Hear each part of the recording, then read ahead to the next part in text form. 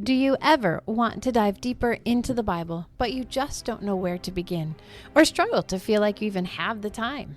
When you read the Bible, do you get frustrated because you know there is so much more in there? You just have no clue how to get it out.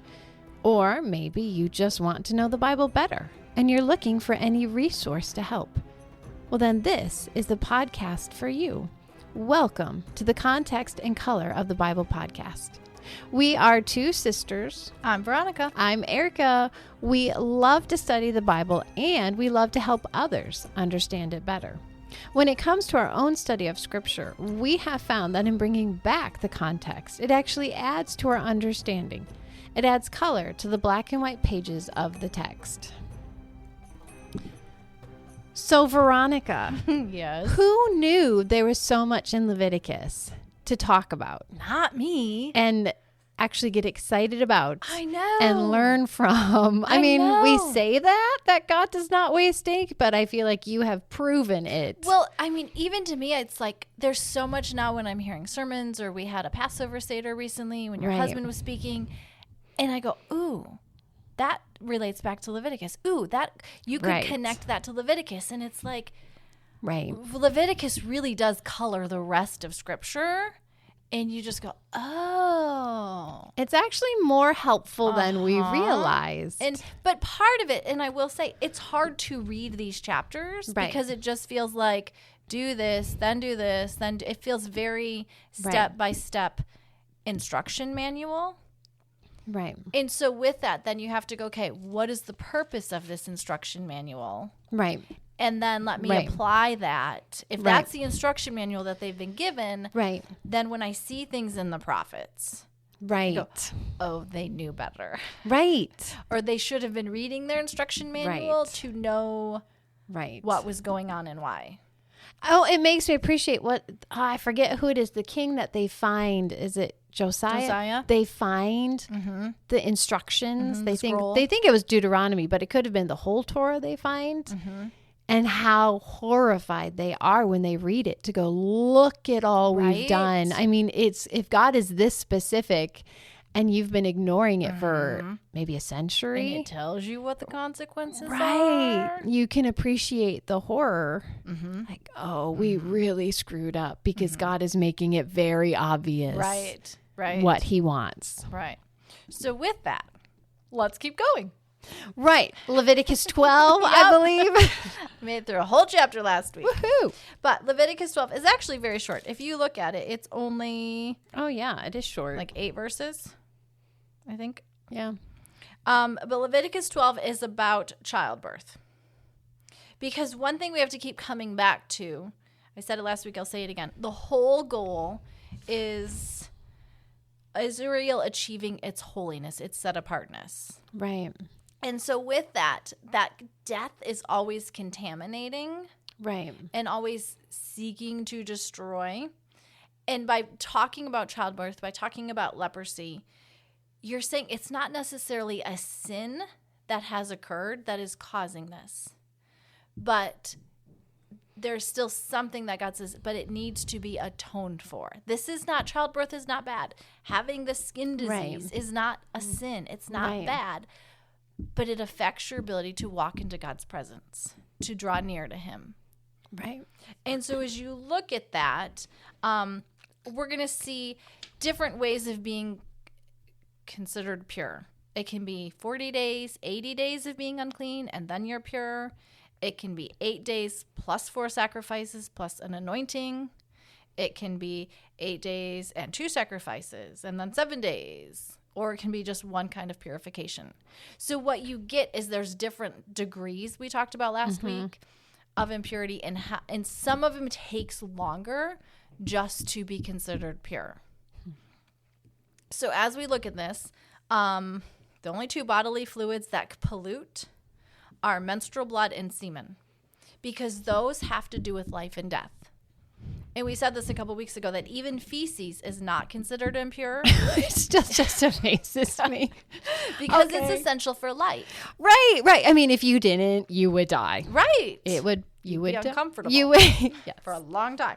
But so interesting that that menstrual blood and that semen, that has to do with life and death. And God goes, you cannot have anything that has to do with death coming into my presence. Right. You know? And so like blood from a wound or a bloody nose Are fine. They don't make you impure. So it's A not cut. even all blood. It's not even all blood. It's a specific kind of blood. Which I guess is nice, because if you're accidentally, sacrificing and oops, my knife slipped, or Right. tripped and fell and skinned my heading knee, to the tabernacle and I Right. fell and now I'm scratched up.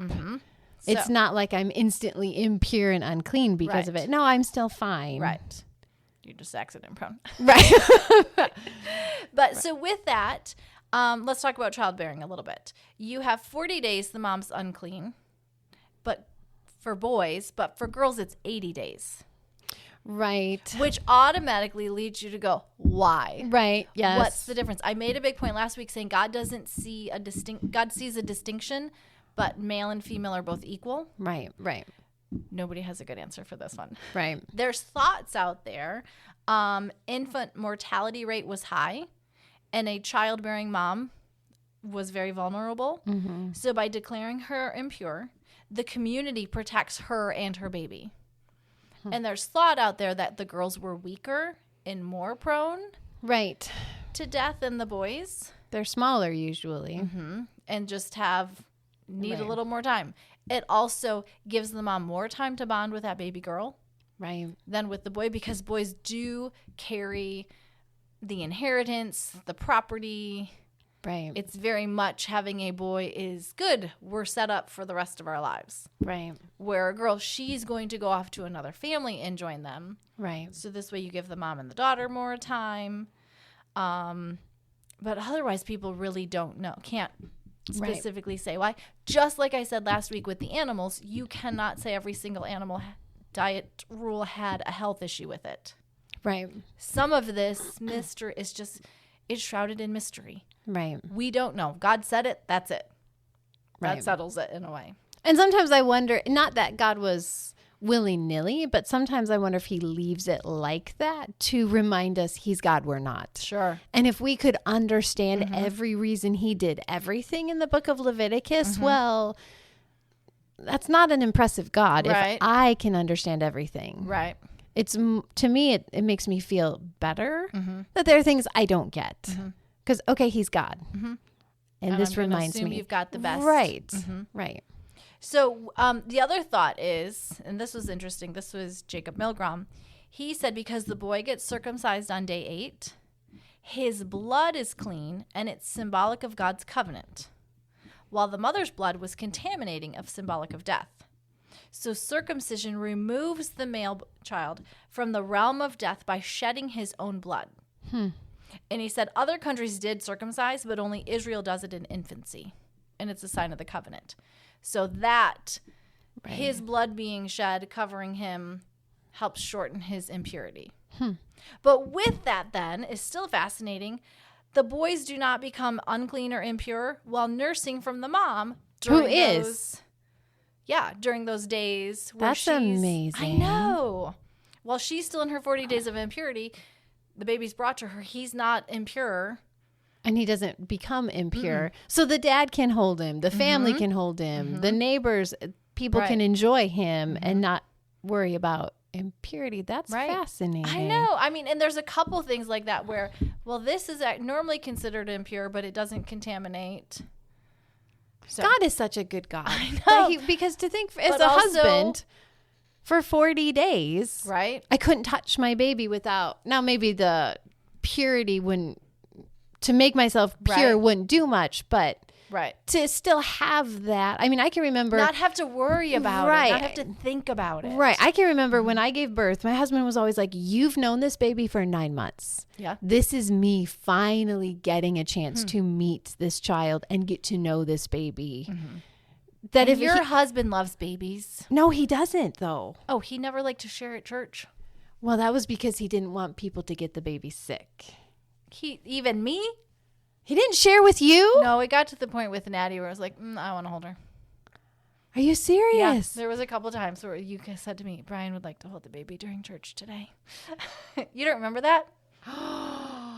I do. Yeah, he got to the point where He did like, yes, I forgot about that. He did like holding them. He did. Yeah. I forgot about that. He really, by the 4th and 5th, he was very comfortable with babies and he wanted them. I forgot about that. Yeah, he didn't share very well. No, he didn't. Just saying. I forgot about that completely. I love my brother-in-law, but he doesn't share babies. So, yeah, At least so all that to say, how nice for the father, Right. that he didn't have to worry about that. And didn't have to think about it. Right. Doesn't have to stop and think. Oh. Because truthfully, and that's part of the issue with, which parable is it? The 3 guys on the road to Damascus. Oh, the Good Samaritan. The Good Samaritan. Not the road to Damascus. The Good Samaritan. Because the priest and Levite have laws that go, oh, now I'm impure, now I'm unclean. How is this going to affect? Which they were supposed to put saving a life above all those laws. But there's that moral dilemma of, I have to I have to go do this. Right. So it takes that away. We have so gotten off track. Sorry. Yes, we have. That takes it, but it takes away from the father and anyone who's helping.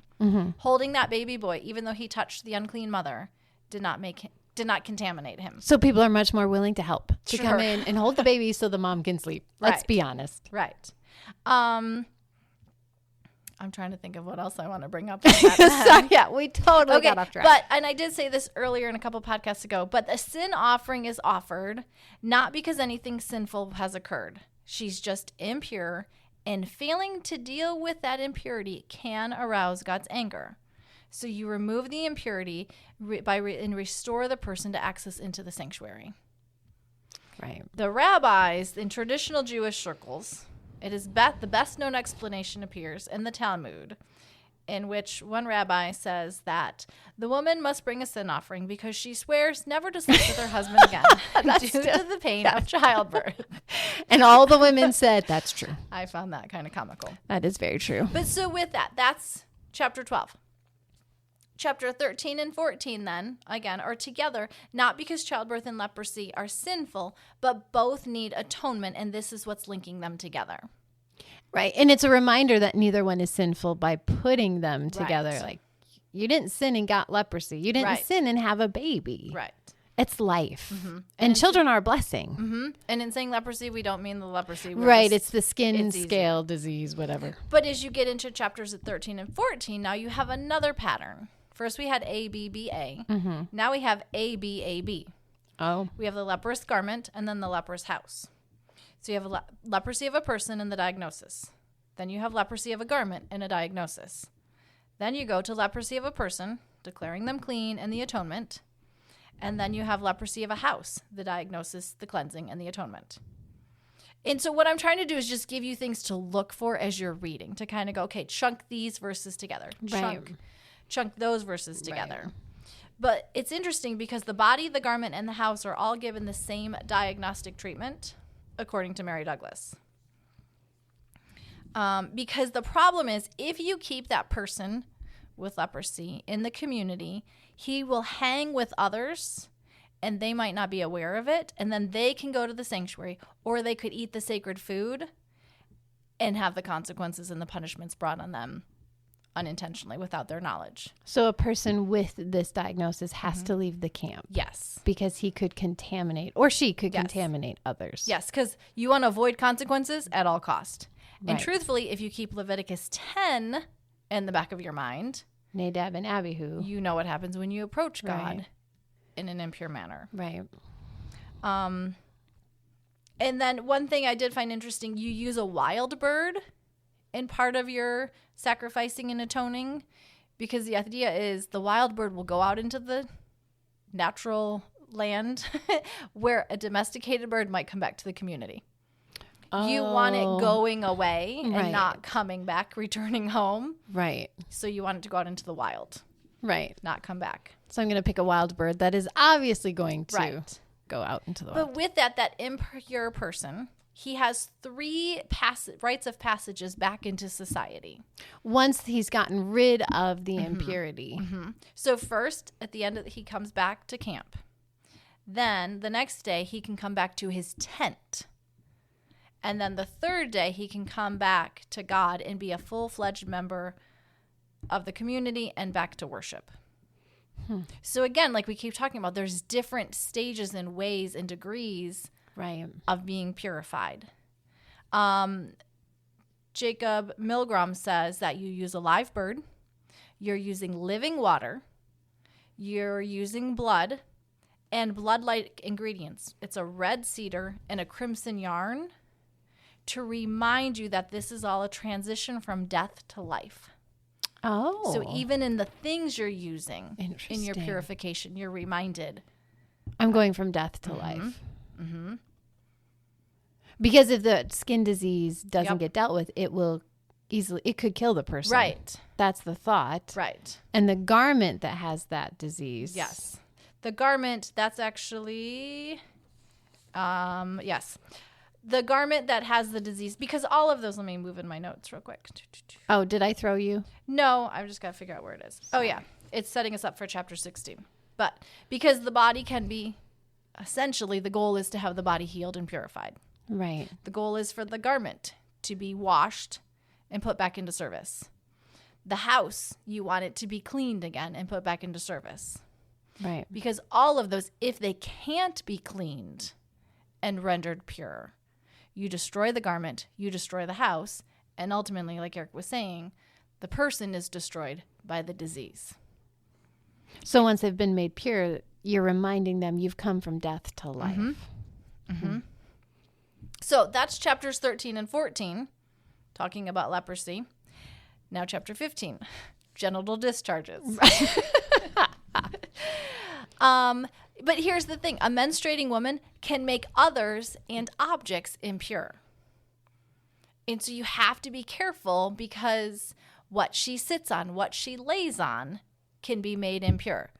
And again, if you touch that and then you go to the tabernacle, you are the one who suffers the consequence. So that woman with the bleeding for 12 years was probably very lonely. Mm-hmm. And starved for touch. Yeah. Because again, we have this whole thing. Things are common and things are holy, set apart. Things are pure and things are impure. And there's combinations that are okay. It's not sinful to be impure. Right. It's not a sin. It's not a bad thing. It just means you can't walk into God's presence. You can't draw near without doing something to deal with that impurity first. Would you say then it's a sin to bring that impurity into God's presence? That's the sin? It's a big deal when it's the sacred becoming impure. That's what you don't want. That's why we're going to get to chapter 16, the Day of Atonement, because those sacred set apart things need to not stay contaminated. Right. A couple other things, though, as we deal with chapter 15. Sex is defiling only because you don't know if that seed was wasted or if a child will result. Mm-hmm. So therefore, we got to take the time, wait and see. Also, sex can be connected a lot to the idol worship. Yes. And again, if the whole point is to be Israel achieving set apartness, holiness, you don't want to look like the other pagan temples and rituals and nations around you. Which to me just goes back to what we were talking about with those animal urges. Yep. Sex would be another one that you can crave and want and just do. And God put specific boundaries around to say, yes, enjoy this in this way at this time. Right. You control it. Yeah, that's a good way of saying it. You control it. It doesn't control you. Right. Let's see. Sin offerings purify the worshiper because, again, that impurity threatens the purity of the sanctuary of the tabernacle. So you don't want to bring your impurity in with you. Right. You want to be caught. You are setting apart, protecting at all costs the purity of the sanctuary, which then leads you to chapter 16, the Day of Atonement. Right. Because just like you saw the mother having to be cleansed, the leper being cleansed, the person with the genital discharge being cleansed, you see Aaron now needing to be cleansed and staying secluded for 7 days as he goes to purify the whole sanctuary and all of Israel again. Because sin contaminates and it builds up and you've got to deal with the junk. Because like we said, all of those destroy. You destroy the garment, you destroy the house that's not purified. Right. You don't want to destroy the tabernacle. Right. That one, you've got to stop it from getting to the point where it needs to be destroyed. Right. Because that would eventually lead to the curses of chapter 26. Right. And so what you do is you have one day a year where everything and everyone gets purified again, just because, you know what? Life. Yes. Life and God happens. goes, and what I love is God goes, I know it's going to happen. Mm-hmm. I know this is the inevitable. So let's take care of it before it gets too bad. Right. Before it builds up and I have to vomit you out of my mouth. Mm-hmm. Deal with it now. Right. Before it gets too bad. I mean, it Right. just, to me, it's like, this is God being gracious and compassionate going, I know reality. Mm-hmm. I know sin is present. Mm-hmm. And I know death is around and contaminates. Right. But I still want to be with you. Right. So let me make sure we can do that. Right. And maybe not everyone's been able to come. Maybe not everyone's been here. Let's make sure we just take care of it. Right. Every year, set aside this day to do it and be reminded. Right. In a way, you just go, well, I mean, just the celebration in a way that comes after the Day of Atonement. Right. Yeah. You know, and we've got a whole series on the 7 feasts from Leviticus 23. We've done. On YouTube? On the podcast. Oh, we have? Mm-hmm. Boy. Way back in the beginning. Huh. But again, the idea is, We should probably redo those now. I know, now that we know so much more. Now that we've But you learned a lot. have the head of the new year. And then you've got those 10 days of awe where everyone Right. is going around. Right. Making things right. In preparation of the Day of Atonement. So on the Day of Atonement, It can be atoned. it's all good. We can Right. walk away and go, whew, it's been covered Right. by the blood. It's been dealt with. We have a fresh start again of drawing near to God and not having to live in fear and worry what happens if that purity, that holiness breaks out. Right. So you have, because truthfully, the sanctuary cannot be left impure. It cannot be left contaminated. It Because it's must, God's dwelling place. It's God's dwelling place. It must be dealt with. And if he's it's God's physical presence in a way. Manifestation on earth in a way Right. you don't get outside of the tabernacle and the temple. Right. You've got to deal with it. Right. And so Leviticus 16 then is all about, here's how to deal with it. Here's what you're going to do.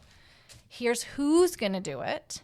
Because really, if you look at the beginning of 16, the Lord spoke to Moses after the death of the 2 sons of Aaron. Well, in a way, you could take out chapters 11 through 15 Right. and just continue the storyline. Chapters 10, they died. And then the Lord says to Moses in 16, Let's clean it up. let's deal with this. And so it's chronologically, they might be better to put 10 with 16 so you keep the flow. But you also got to go, okay, what's going to contaminate? What do we need to worry about? What do we need to make sure doesn't make its way into the sanctuary so we have this happen again? I feel like a lot less contaminates than I thought. Yeah. I mean, to have you say, I don't remember if it was this podcast or last one, that these are the only 2 fluids and the only 2 medical issues. So much of normal life can happen without contamination. And the whole point is, it's just, this is not everyday life. This is Right. just when I'm going to the tabernacle. Right. You know, so I'm aware. It's, again, go back to my illustration of, Right. we all know the TSA regulations when I'm Right. going to fly. Right. It doesn't affect my day-to-day life until I'm heading to. Right. And then I start to think, okay, what do I need to do? Which would get you in the mood, get you excited, get you prepared. Like, okay, I have to take some time. I can't just walk into God's presence willy-nilly. Right. I need to take the time to prepare myself, to make sure I'm in a ready to walk in, that I'm in a pure state. And that is something today as believers we often miss. Because Jacob Milgram says, the high priest feels trepidation, not because of the impurity that has been implanted there, but because of the holiness of the ark. You're not so much worried about this impurity. It's, I'm going to stand in front of God's presence. Right. His uniqueness, his otherness. Right. That's what I'm going to make sure I'm ready for. I'm prepared for. which is just fascinating to me. We've lost that. Karen Hannah Pryor says this takes place at the holiest place on earth, on the holiest day of the year, conducted by the high priest, the holiest God-appointed man, and the deaths of Nadab and Abihu are a reminder that this is serious business because they just walked into the holy place. How much more then for the person walking into the Holy of Holies. The Holy of Holies. Which then sets us all up for chapter 17, which I'm not going to get into today because you can't really have 17 without understanding 18, 19, and 20. Sheesh. I know. I mean, what I keep seeing with Leviticus is there actually is a flow in an organization to how this all comes out. You mean it was put together with forethought and purpose and reason? Figure. It wasn't just a mishmash. No, but this is where the nerd in me comes out because this gets me excited. The organization? Yes. Because in my mind, in my visual mind, I can now go, okay, I get it. And I can tell you this without even looking at notes. 1 through 7 is about offerings and sacrifices. 8 through 10 is consecrating the priests and what happens. 11 through 15 is what makes you impure. 16 then is the big day we're dealing with all the impurity. And that's what I can tell you for now. Good job. I can testify. She did not look at her notes once. But hopefully what you're finding is Leviticus actually is exciting. Yeah, there's a whole lot more there. There is, but if you just look at it and just go, it's a list of do's and don'ts. Right. We miss the deeper. But if you look at it as God's teaching, God's instruction, how to walk out this relationship with God, why, how to be holy like he is holy, there's a lot more in there that we can draw out. Right. And you just go, okay. And it keeps coming back to Exodus. Right. You know, God says you are supposed to be a kingdom of priests. Here's how you would have looked. Now you're a kingdom with priests. But that didn't let everybody else off the hook. You still have a job to do, which then you go to the prophets. Israel is to be a light to the nations. Right. How do you be a light? You have to look different. Right. In every area of your life. And Leviticus says, you're different in your food and you're different in your worship of me. And I'm different from everyone else. And I want you to come into my presence regularly. But because I'm God, there has to be ways to do it. And I get to set up how. You're all equal when you come, but I'm God. But I'm going to tell you how to do it so you are safe and you're protected. Right. I mean, there's no guessing. There's no, is he in a good mood? Is he in a bad mood? God lays it out very clearly. Is this what this God wants? Or what does that God want? Or did I offend this one? So, yeah. So that's it. Come back next week. As we find out, finally, 17, 18, and 19. Yeah, I'm not sure if that's one episode or two. We'll see. But don't forget, we do have social media. If you want to jump on our Facebook page, we're on Instagram. Because I am visual, I do make graphics. You can see most of them on Facebook and Instagram, but not all of them. So if you want to see all of them, go to Pinterest. Oh, right. And as always, we have our website where some of the worksheets and different handouts I've made to help go along with this, you can download those from our website. So, alrighty. Thanks for joining us, and we'll talk to you next time. Bye-bye.